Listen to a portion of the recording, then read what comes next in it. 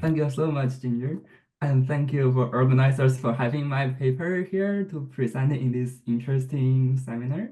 My name is Renjie. I'm a fourth year PhD student at Princeton, and I'm happy to present my paper about just one more clip and to think of how do people get addicted by the short videos in general, basically.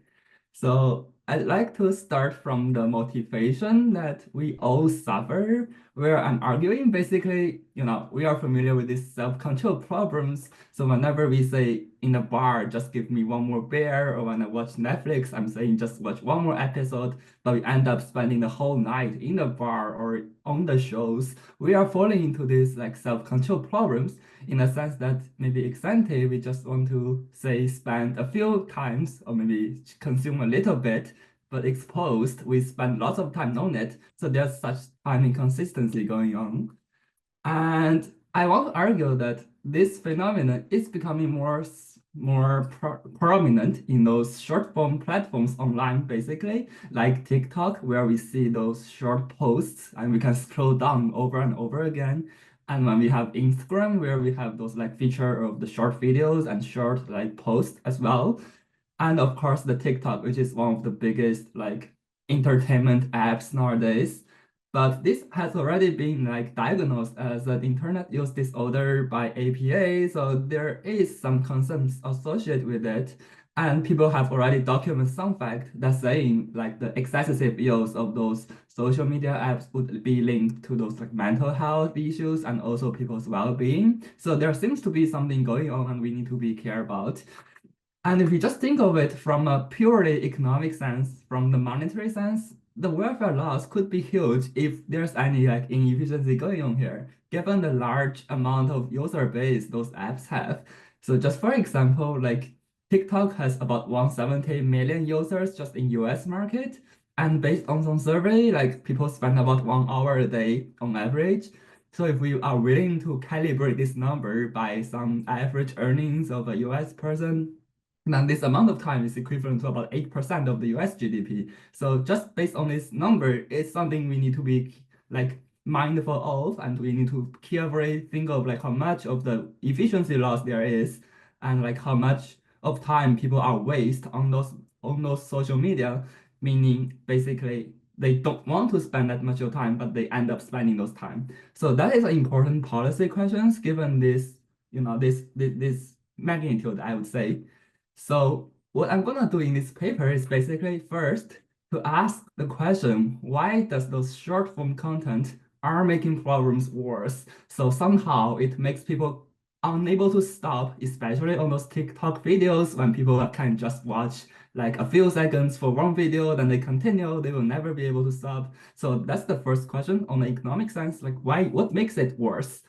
And second, after we have some mechanisms, we are going to ask like, what is the magnitude of this mechanism in an empirical setting? So how big it is, like how much it matters for short videos ish content to make people like addicted. So it's going to be an empirical practice, and I'm trying to pin down the magnitude of like more than the mechanism.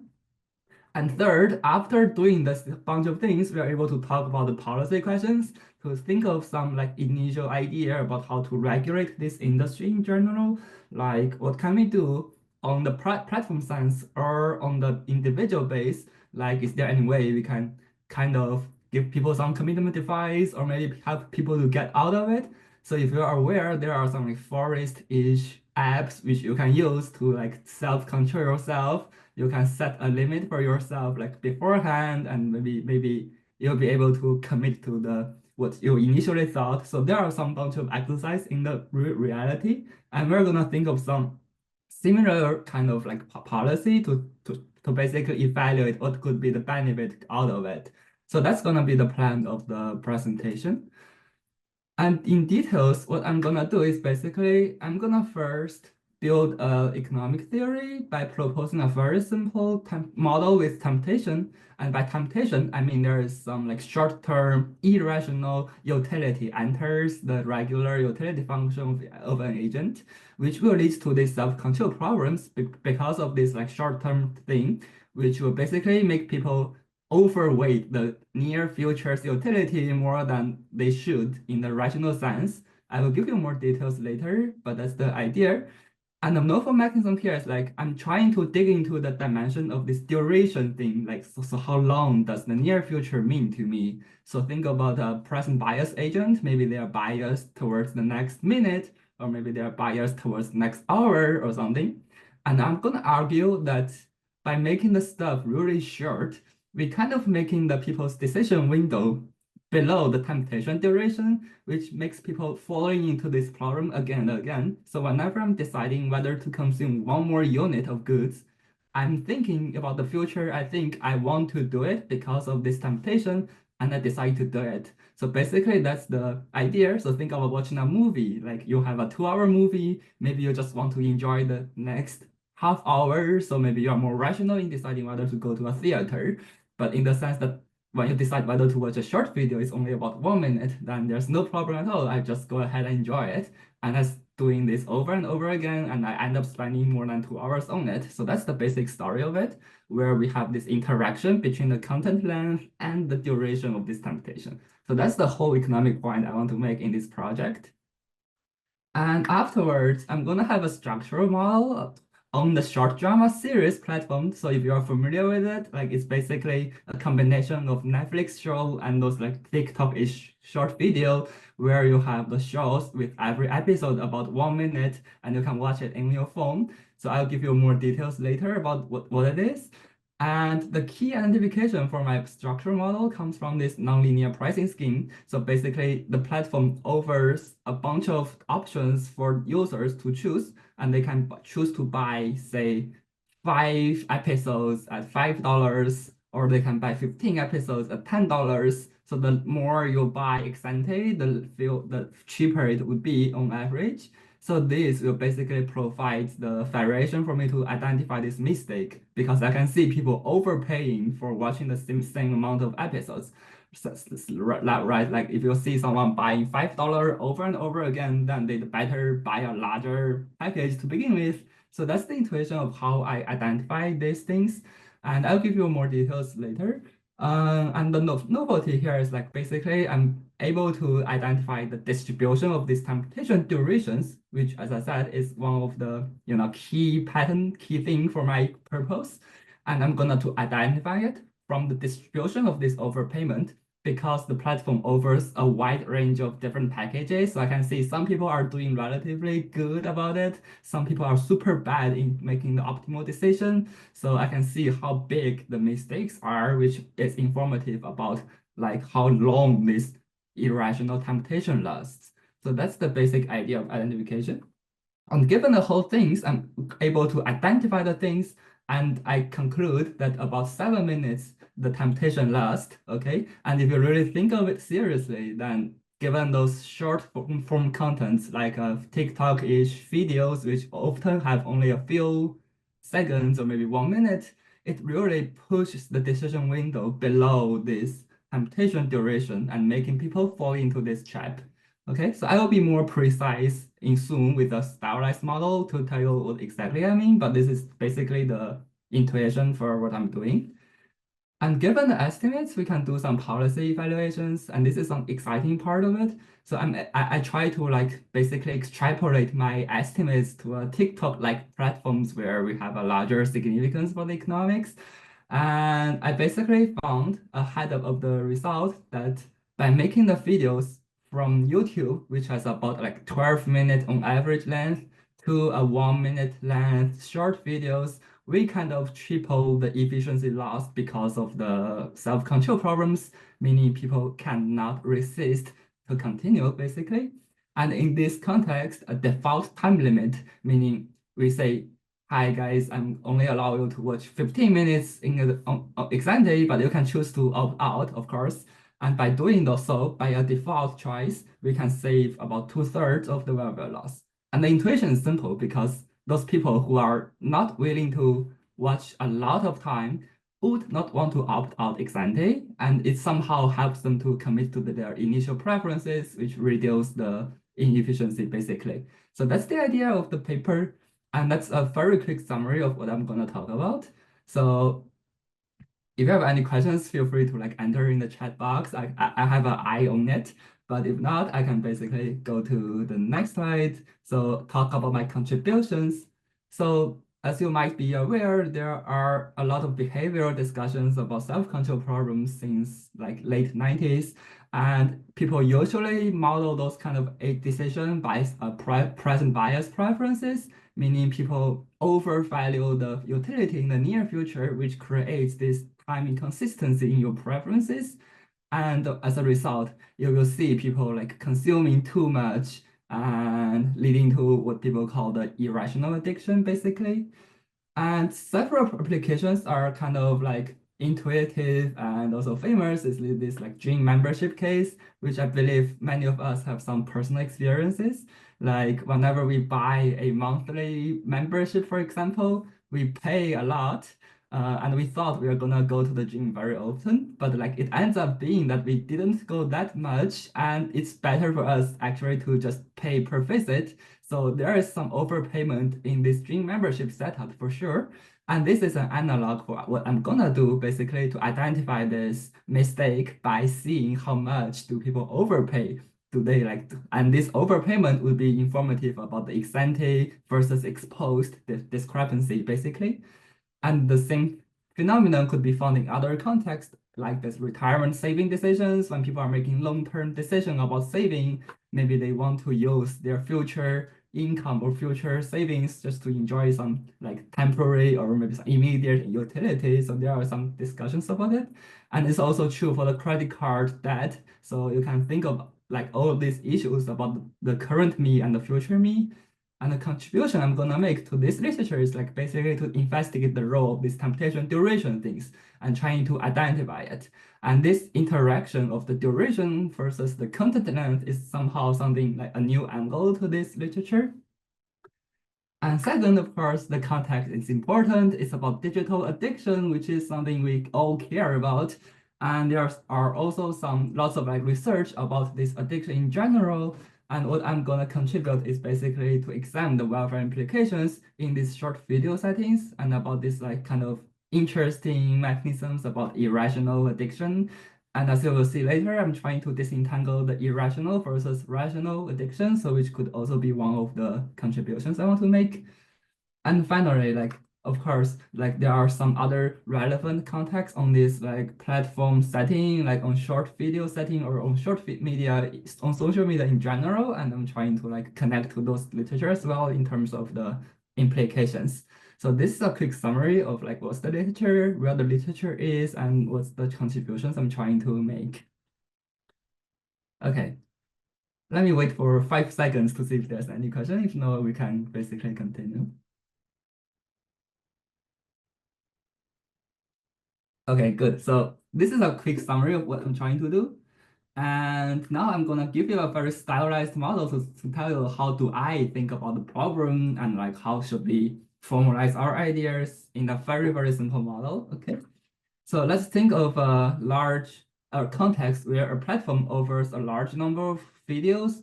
And for simplicity, let's just assume each video is 1 minute. So T equals to like one time unit is one video basically. Okay, and let's define the preferences. Okay, so just for notation wise, we have this utility for denote the utility. Okay, and the superscript T means the time where the agent is, and the subscript tau means the videos they are perceiving of. So what do I mean exactly is like, for example, in this case, assume it's me, like I'm about to watch the second video. So I'm at time t equals to 2. So that's where I am. And at this time, I'm looking forward, right? And seeing there are many upcoming videos. and I want to perceive what's the utility I will get from watching each of them. So I'm looking forward to making my perception of the future utility standing at time equals to 2. So that's what I mean by this like preference.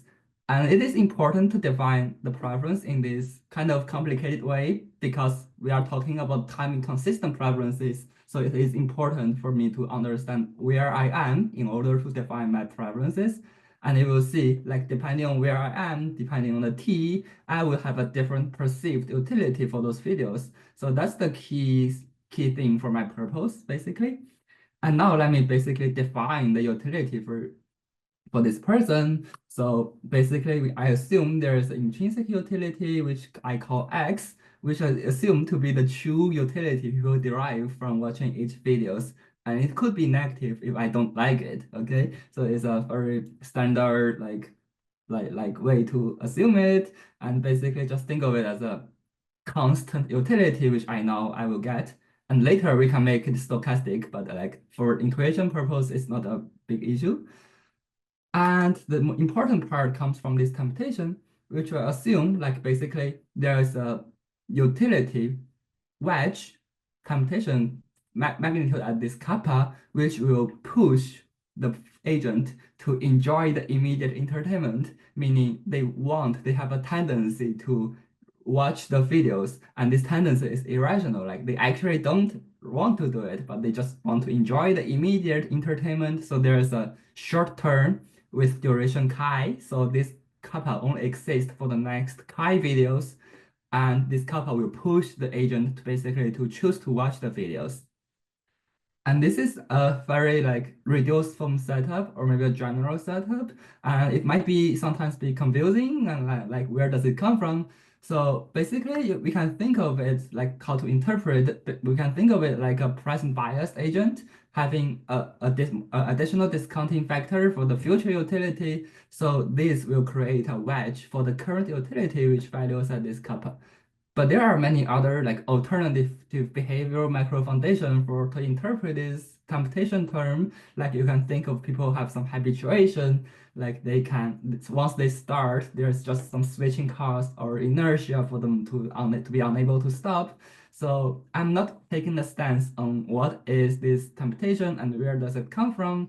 And what I'm doing is like I assume there is a behavioral utility wedge, and I assume it is kind of irrational, and I want to quantify how big it is and how much it will impact people's behavior. So that's what I'm doing, okay? So I'm not trying to make a stance on like which is the correct mechanism underlying this phenomenon. So this is the preference, and in addition to the preference, I'm making a few extra assumptions. So I assume people are naive just to be simple, and like of course, people can be partially sophisticated and they can make the same mistakes. That is totally fine. But for simplicity, I assume people are naive about their preferences. So, they are unaware of the fact that their preference will change over time. So what do I mean by change over time? It's basically when T change, the utility would be different, but they are unaware of it ex ante. And I assume people are making decisions video by video, so they cannot watch half of the videos and stop in the middle. So that's something which I don't know how to model it properly, so I just assume they cannot do it. So that's the basic setup. And that's very simple, basically just one equation. And I'll try to convince you that in this like simple setup, we are able to generate these self-control problems to begin with, and it provides us a place to study how does the content length interact with the duration of the computation. Okay, so that's the goal of this stylized model. So basically, let's think of an example. Okay, let's assume there's an agent with 2 minutes of computation windows, meaning they have like this additional kappa thing for next 2 minutes.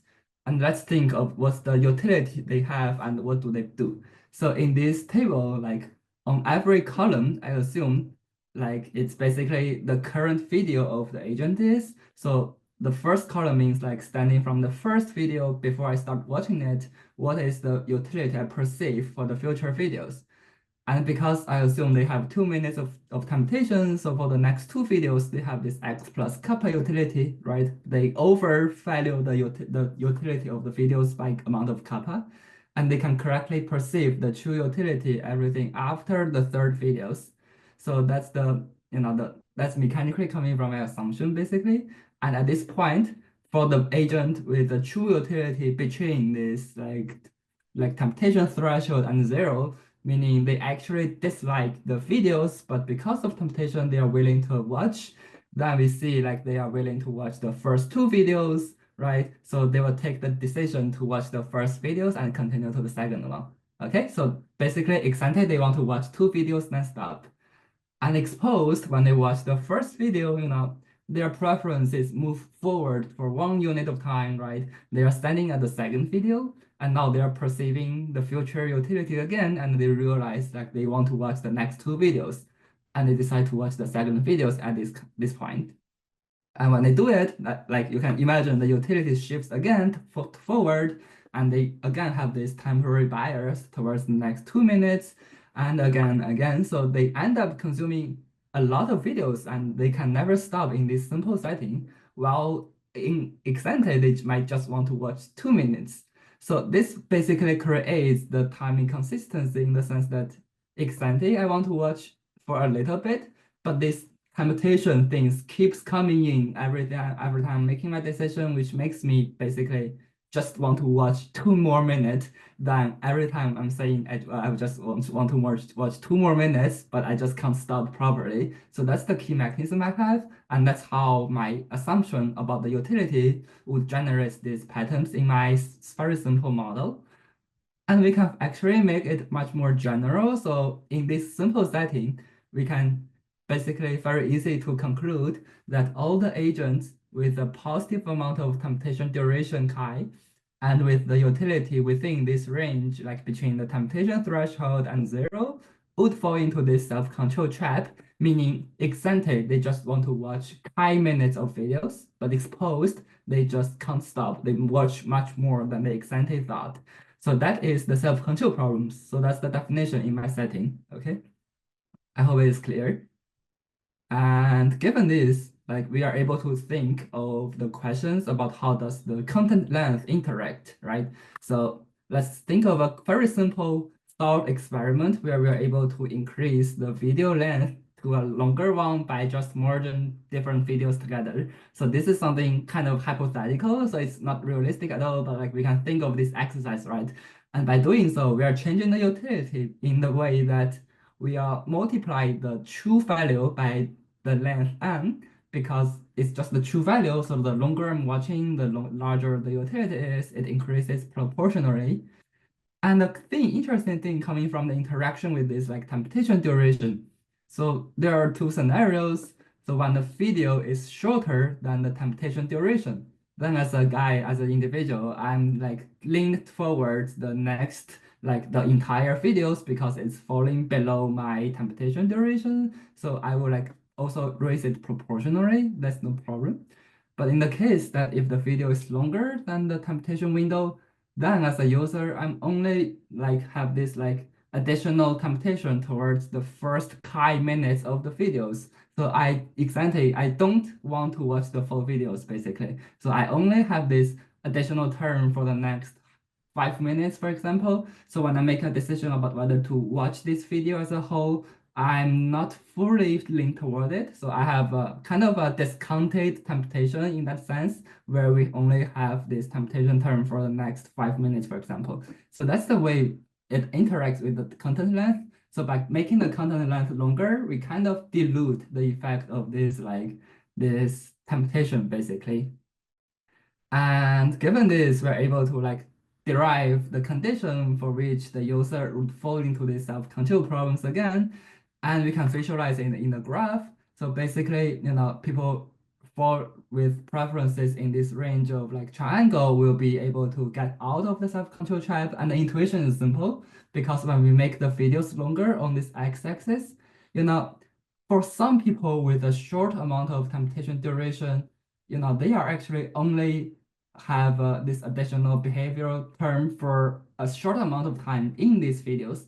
So if those people don't really value the videos that much, the temptation is not gonna be enough for you to like to continue watching. So those people are able to get out of it, which makes them like which leads to some welfare improvement if we believe the true utility is something that we should care about and the temptation is something just like making people make a choice, but it's something not really a utility. Okay, so under that assumption, we can make a conclusion that by making videos longer, more and more people will coming out of these self-control problems and we are gonna realize some surplus gain out of it. So we can make some general proposition about it, but like the intuition, I hope it's very simple. It's basically by making stuff longer, we are diluting the effect of this temptation, which kind of help us to get it. And the other way to say it is like by making the content shorter, we are amplifying these self-control problems, which getting people hooked by my content. So that's the intuition for it. Okay, I saw a question, but it's meant for general discussion, so maybe I'll just like skip it and we can talk about it later. Yeah. Cool. So that's how it works. And now let's just have a very quick idea about how to solve about the policy. So let's imagine if there's a very short, very like initial policy about the default time limit with length 5 minutes, means people can at most only consume 5 videos unless they choose to opt out. And we assume there's a very, very small opt-out cost just to break the tie, okay, at epsilon. So what does this do is like basically for those people with a relatively short amount of temptation duration, those people, ex ante, they think they just want to watch 10 minutes of videos. So anyway, this default time limit won't affect them because they just don't want to watch that amount of videos in advance. So for those people, they don't have the motivation to opt out. And this default somehow just provides a commitment tool for those people to stop on time. But for the people with a relatively longer temptation duration, like Exante, they thought they were gonna watch a lot of videos, so they choose to opt out. And in this case, such policy won't have an effect. So just to make things clear, like basically assuming this phi is the limit length, then everyone below this range would want to adhere to the limit and just watch 5 videos, then they stop because of the time limit is binding. And for everyone else, like the time limit, they choose to opt out, so there's no policy effect. So this area summarizes the effects from this like simple policy of a default time limit. And you can imagine like the choice of this phi depends on a trade-off, right? So the lower this phi is, the fewer the policy coverage would be because fewer people are willing to adhere to the policy. But the longer, the larger phi is, the larger the coverage. But in the meantime, those compliers would have to watch more videos, which they might not actually enjoy. So that's a trade-off. And to really carefully evaluate these kind of policies, and to think about what's the optimal policy, it requires us to have some information about the parameters, especially the true value x, the temptation duration chi, and how big the temptation is. So which motivates the structural analysis basically. So that's where we are trying to go to. Okay, so this is basically trying to fix the idea about what I'm trying to do on the theory sense. And now let's go to the structural model. Let me give you some ideas about how it really looks like in the reality. So I'm studying the popular short drama series on US market, which has about 80 episodes, and you can think of each episode lasts for 1 minute. And the platform is relatively large in its own market. So they have about 100,000 daily active users. And they got the users from TikTok and Facebook. So you can imagine those people are the relevant sample of people who are likely to be addicted to the social media contents in general. So there's a sample selection that works for our purpose. And this is basically the viewership of the entire show by episode. And people are making active decision about whether to continue watching the next episode. And if they choose to do so, they need to like pay a little bit in the platform tokens. So the first 9 episodes are free, so almost everyone watches it. And upon the 10th episode, people need to pay about 50 cents in US dollars, but they are paying in platform tokens in order to continue unlock the next episode, which provides a lot of choices, help us to identify the preferences, which is good. And the even better thing here is like they need to buy those tokens in advance. And the platform basically offers 4 different packages. So they can choose to buy $5 to get about 8 episodes. And if they buy a larger one, say the $10 one, they can get about 18 episodes. So there's this nonlinear schedule where the larger package is, the lower this price per episode would be. So if you now excited that you are gonna watch the entire show, you'd better just buy this $30 packages to begin with because it yields the lowest cost. But in the other hand, if you're not sure about it, if you just want to watch the 5 or 8 episodes, then you'd better buy the $5 package. So this one provides the identification for people's extended preferences. So if you compare people's like purchasing extended versus the unlocking decision exposed, you're able to draw some conclusions about like the inconsistency. So that's the way I'm gonna identify it. So let me basically show you some examples. So this is a person in my data who consumed the entire drama series in just one night. So there's no budgeting or something issues.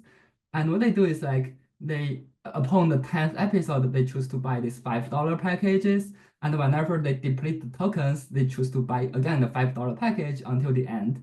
So there is some inconsistency going on, I'm gonna argue, in the sense that whenever they buy the $5 package, it means they want to watch just next few episodes because otherwise they're gonna buy a larger one. But exposed, they watch the entire things, meaning there is some problems with it. Okay?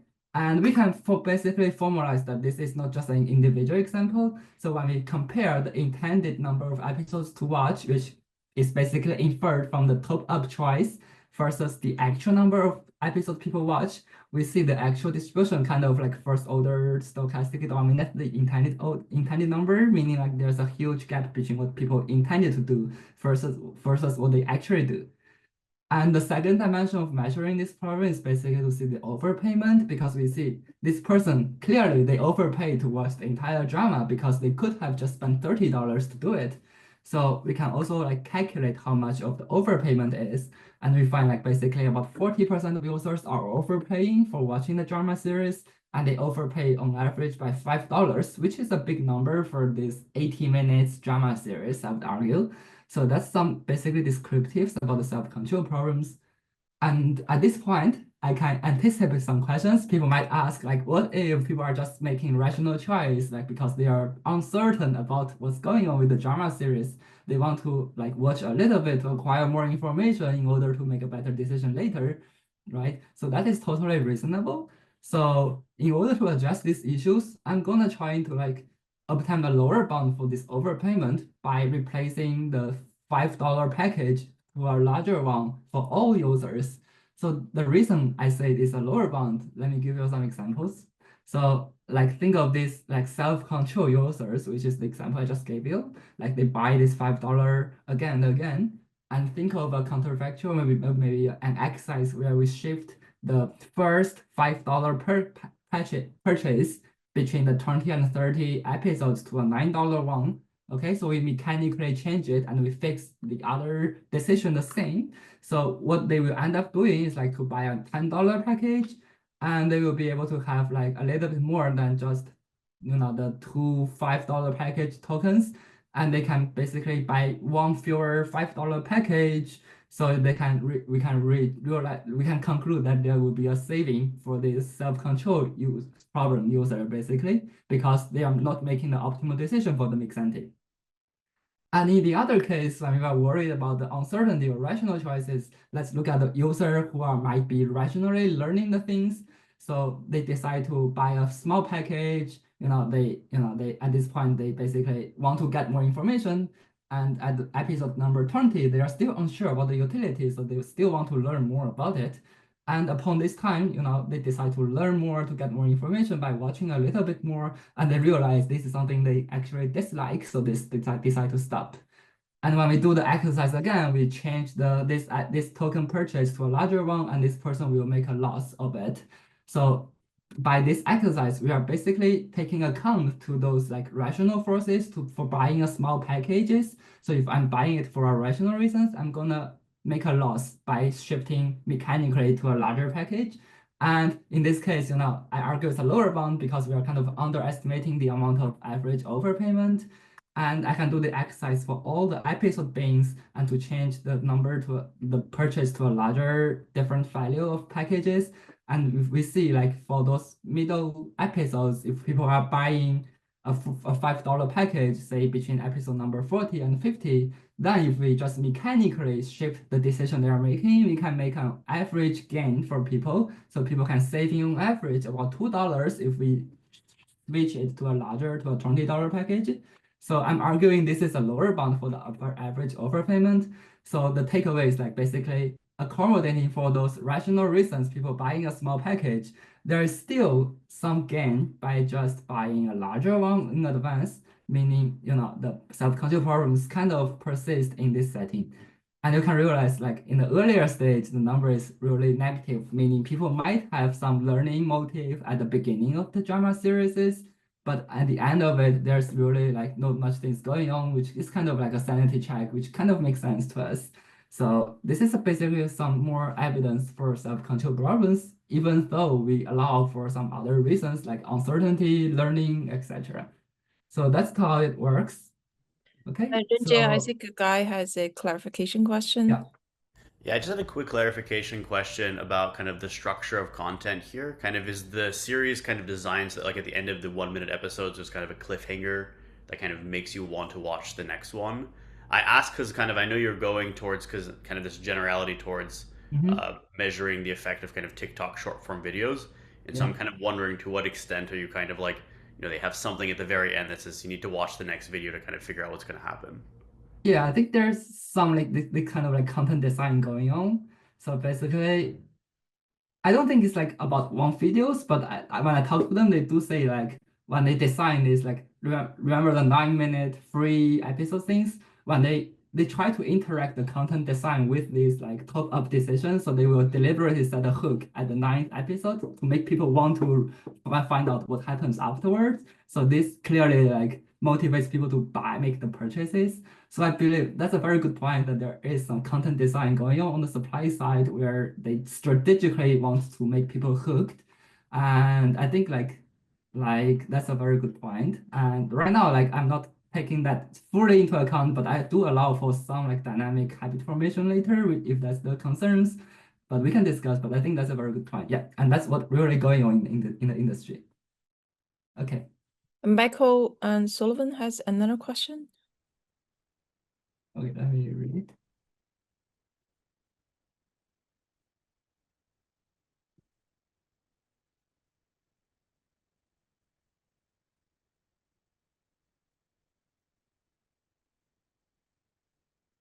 Maybe I can postpone it to the end of the discussion because like I have to read it carefully in order to understand what's the question. But let's discuss maybe in the last 15 minutes. Okay, Okay? let's do Cool, that. thank you. Yeah.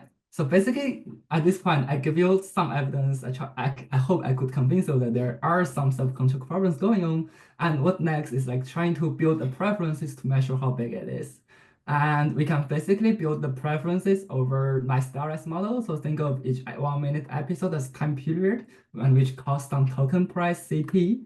And we assume the flow utility in this way, and it follows the same structure. So there's intrinsic value where we allow people have different taste, different true value delta over it, and we allow people to have different outside option depending on what time they are. And we assume there's a temptation which follows the same notation as before, with kappa being the magnitude and chi be the duration. And we have this additional term about habit formation. Basically, the more I've been watching recently, maybe the more likely I will be happy to continue, the larger the marginal utility is. So this is a feature kind of relates to the drama series structure, where when we watch the drama series, we want to know what comes out later. So this captures that point. But it's not so important for my purpose because I want to focus on the self-control problems at this project. So what I'm gonna do, or what I want you to think of it, is more like a control variables in this analysis where we're controlling for this habit formation, how much could be explained by the temptation stories I have. So that's the way I want you to think about it. And because of the time restriction, I don't have time to like give you very much details about what the habit formation is. And I apologize. And now I will keep the assumption that people are naive about their preferences. They don't know their preference will change over time. And I argue this gives us a lower bound for temptation because if we allow people to be sophisticated, then we would imagine like those naive people, they have to exhibit a larger temptation in order to replicate the same amount of irrational behavior observed in the data. So that is a lower bound for temptation, which is like biased in a way that I would be okay with. So that's what the assumption bias me. And for the dynamic structure, like each user come with a state variable about the habit stock, which is the amount of episodes I've been watching today, and a token stock. And they first make the top up decision about whether to purchase a plan. and some cost, and which will give them some token number BK, and they can decide whether to unlock the next episode. If yes, they continue watch. If no, they just stop. And if they do watch, there are two scenarios. As I mentioned, it's just for accounting for this like habit formation. So there's a chance that they can stay in the same round, in which case the habit stock will accumulate. And in the other case, they will enter the next round, meaning maybe my boss call me, I have to stop and come back tomorrow. So in this case, the habit stock will be depleted and I need to rebuild it. So that's the assumptions that rationalize in the data why people leave on one day and coming back on the second day. It's a reduced form way to account for it. And it's not my focus, so I'm gonna skip the discussion about it. And this is a finite horizon model. It has 80 episodes, so I can solve it by backward induction. So there's no challenge technically. So I'm gonna identify it using the method of moments. And there are a bunch of parameters I'm interested in. And the key contribution or key innovation I want to argue is I'm trying to identify these temperation parameters, including its magnitude and the temperation duration. So this is the innovation. So let me just highlight how do I do it. So for the temperation magnitude, it's kind of informed by the magnitude of the self-control problems, which I show you some evidence on. And you can imagine you can build some moments about overpayment to account for or to identify this average amount of temptation. And for duration, as I mentioned earlier, because people with different durations are making different, they are making these mistakes, but they are making different type of mistakes. So for people with 0 minute temptation, for example, in this example, the user wouldn't just want to watch it because they are rational, they dislike it. And for people with 5 minutes temptation duration, every time they just want to watch the next 5 minutes, so they choose to buy the $5 package. And for people with a 15 minutes of temptation, they want to watch 15 minutes, so they choose to buy a $10 package. And for the longer the Kai is, the more they thought they are gonna watch ex ante, so they are gonna choose a different package to begin with. And this variation provides identification for the duration of this temptation, and it's coming from the rich set of options the platform offers to each individual to choose about. So that's the way I identify it. And this is the result. Basically, I find people on average doesn't like this show at all. So average is 0. Some people like it, some people dislike it. And the temptation is this orange bar, which is valued at 20 cents per minute. And this is the temptation duration. So it's a long tail on the right, but most people have about a few minutes of temptation window, which really makes the short form content relevant for this context. And this is the habit formation, each additional episode will account for about 1 cent of additional marginal utility, but that's something second order for my purpose. And now let's think about welfare. So, this is the baseline welfare distribution. By welfare, I mean I only care about the true utility plus the habit formation utility. So I assume the temptation is not the surplus. And if we take out the temptation, we realize those negative surplus users disappear because people are becoming rational. So there are no one getting a negative surplus on average. And the gap basically summarizes the surplus gain. And we can do the same counterfactual analysis to think about just ideally what would the short length does. So we think if we can merge different episodes into a longer one, basically the surplus will increase by 10 cents per user. Okay, and the no temptation benchmark remains constant. So basically, we can conclude in this simple exercise that if we make the videos to 7 minutes, we are able to reduce about 20% of the surplus loss. And finally, we can think about the policy design. So the average baseline utility is about 20 cents per user. And from the regulator's perspective, we can think of asking the platform to drop the small package because this is the way where people making decisions about making future commitment. And if we ask the platform to ban the $5 sales, then people have to buy a larger one. So maybe at this point they can make a more rational decision. So, and it actually turns out that the welfare will increase by a lot, by about 50 cents per users if we ban those lower valued packages. And the second type of policy we are thinking of is the default time limit, which basically echoes what I showed you earlier in my stylized model. And we can see given some small opt-out cost, this is gonna give us a non-trivial amount of surplus gain coming from this policy. Okay, so I'm already running out of time, so let me just conclude with a very fun exercise to basically extrapolate my analysis to TikTok by assuming that the TikTok users have the same preferences as the users in my sample. It's a strong assumption, but that's what I have to do to make this fun exercise. So think of the same thing, like we plot the utility of those users against the video length, okay? And this bar is the average YouTube length, which is 12 minutes. And we realized basically that the welfare loss was tripled by making the videos into just 1 minute. And this welfare loss precisely coming from the self-control problems. And if you have some policy with a default time limit, there's a policy gain, which is summarized by this red curve. And the longer it is, like basically, there's a trade-off, like there's a trade-off between the coverage and the efficiency gain per user. But we can conclude that by optimally designing the default time limit, which is like 12 minutes, we're able to basically reducing a lot of welfare loss. Like 2/3 of welfare loss will be like kind of captured by this policy. And if you really believe the number, if we are briefly basically do some back of the envelope calculation, we can conclude that the monthly surplus due to TikTok is about 10 billion because of a large user base, and a properly designed policy could recover most of a large chunk of the welfare loss, basically. So that's the takeaway I have, and it is a brief exercise. So I don't believe the number here, but like I do believe the magnitude. It gives us some ideas about how big the problem is and how much we should think of it. So I'm already running out of time. I apologize for the additional few minutes. So I will stop here and happy to discuss the questions. Yeah. Thank you. Thank you, Renjie. Our discussant is Guy Aridor from Northwestern. Thanks, Ginger, and thanks again to the organizers for inviting me and Renjie for a great talk and a great paper. So I'll start by saying I kind of really like this paper. I think it's a really important paper for kind of thinking about addiction policy and social media. To contextualize a bit why I kind of think this particular paper is important, if you kind of think to the digital addiction literature, if you think of the timing of the study of the Alcott study, I ran a study a few years ago also kind of looking at habit formation on these types of applications.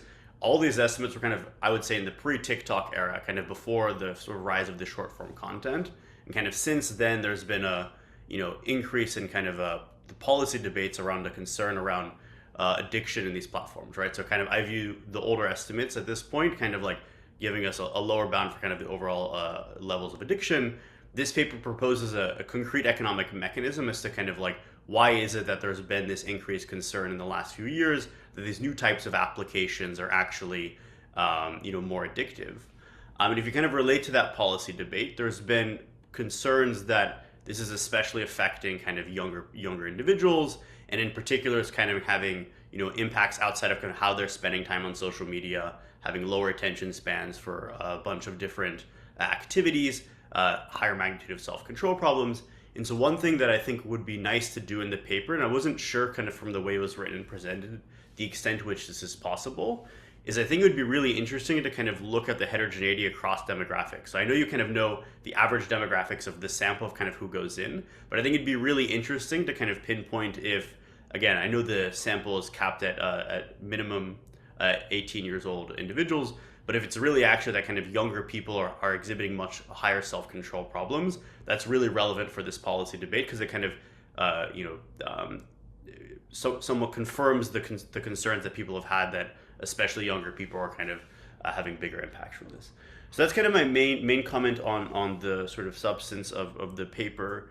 I think my second comment is kind of more on kind of these pushing you a little bit on the supply side. And so I was trying to think through kind of the platform design type problem here.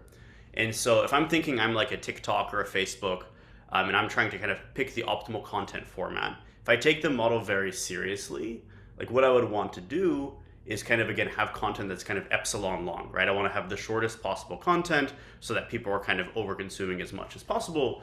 But of course, the reason why the platform doesn't do that is because kind of the intrinsic quality for kind of an epsilon long content is probably very low, right? And so if you kind of relate it back to some of this discussion you have here, kind of extrapolating to TikTok, I was struggling a little bit with kind of, one, how to think through the supply side differences that we discussed during the talk, kind of go from the short form video platform to TikTok.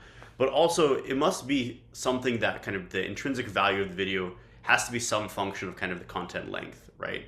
And so as I was thinking more about this, I was like, why is it that actually, we mentioned this in this JL article that we wrote last year, kind of what are the economics behind why kind of TikTok only became really popular in the last few years, right? There was, in principle, again, Vine was somewhat popular 10 years ago. Facebook could have done this 10 years ago. And if you kind of take serious with this notion that kind of the average quality of a video kind of depends on the length, then again, is it kind of that only in the last few years kind of most short form videos are generally pretty bad? Platforms have just gotten substantially better at kind of targeting these types of videos, so that again, I kind of have it so that like most short form videos are bad, but kind of the ones that get targeted to me are okay enough that I actually use the platform, whereas kind of 10 years ago, maybe personalization technology wasn't that good. And so the reason that I think that's interesting is, again, it's kind of, I would say, a sort of a separate paper from this one, is kind of in the long run, should we think that kind of like as personalization technologies are getting better, like platforms are kind of going to be pushing towards having shorter form content to the extent to which it's possible. And from the platform regulation perspective, I think kind of a lot of the things that you consider are kind of from the demand side, but I wonder if here, like, we should be thinking of kind of supply side regulations as kind of being a more important policy tool, if really the mechanism is that, again, short form content is bad for kind of these addiction problems, and platforms are getting kind of much more efficient at kind of serving high quality short form content. But yeah, those are my comments. Again, the sort of second part on the supply side, I kind of view as, maybe a kind of a separate thing, but especially for kind of the validity of this back of the envelope exercise, kind of, I think thinking through some of those issues is probably pretty important for it to be meaningful. So, but yeah, overall great paper, and I really enjoyed reading it. So.